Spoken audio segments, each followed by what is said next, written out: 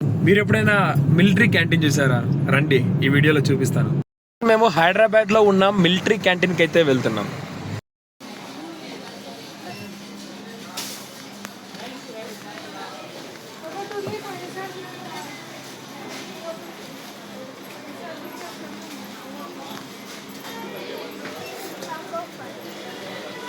నేను total 2 lychee juice తీసుకున్నాను.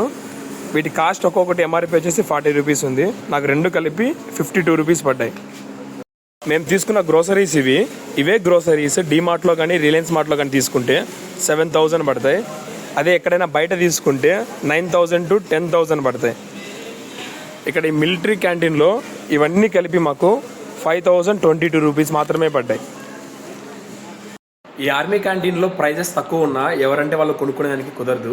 తప్పకుండా మీ దగ్గర ఆర్మీ క్యాంటీన్ కార్డు అనేది ఉండాలి. మీకు తెలిసిన వాళ్ళ దగ్గర ఉన్నా కూడా ఆ కార్డు సహాయంతో మీరు లోపలికి వెళ్ళచ్చు. గుర్తుపెట్టుకోండి, ఒక కార్డుతో మినిమం 2 పర్సన్స్ మాత్రమే లోపలికి వెళ్ళాలి. మిగతా వాళ్ళు ఎంతమంది వెళ్ళినా కూడా బయట కూర్చోబెడతారు.